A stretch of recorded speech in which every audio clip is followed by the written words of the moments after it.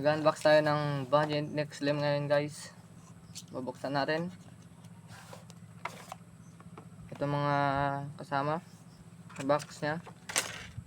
May cartridge tayo dito na 0.8. Tapos itong nakalagay 0.6. Ito yung manual nya.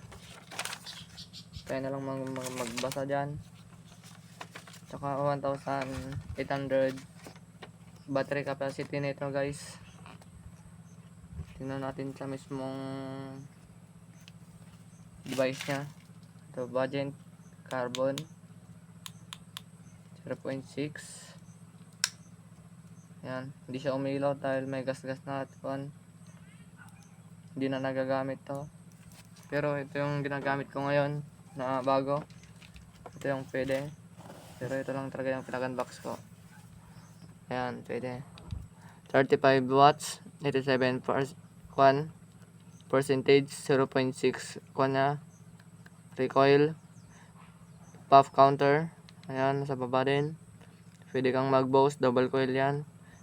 Pag 3 times, pindutin mo 3 times. Pag magkukuha ka ng wattage, maglilipat 1, 2, 3. Yan, wattage hanggang 40 watts. 25 lang ginagamit ko. Ayan, babalik ko na sa akin yung camera. Ngayon, guys, ito na yung mismong device natin na gagamitin natin. Ayan, kung nakikita nyo. Tsaka nilagyan ko na din ng juice yan. Itong juice natin, ice formula. Yung sobrang lamig. Sobra talaga. Pang pad siya. Tapos naka 0.6 tayo na coil. 0.6. Ayan. Kita nyo. 35 watts tayo. Taste natin kung gaano siya kasarap.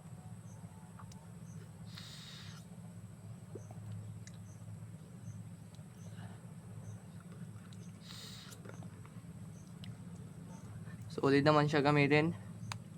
Itong presyo na ito is nasa 1.8 to 2K.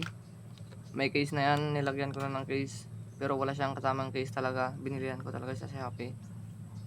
Ayan. Taste natin.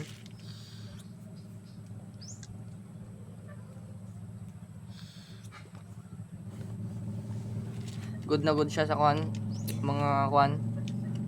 medyo mas malaki siya sa naunang Oxba X-Slim dahil ito Valiant Next Slim na siya.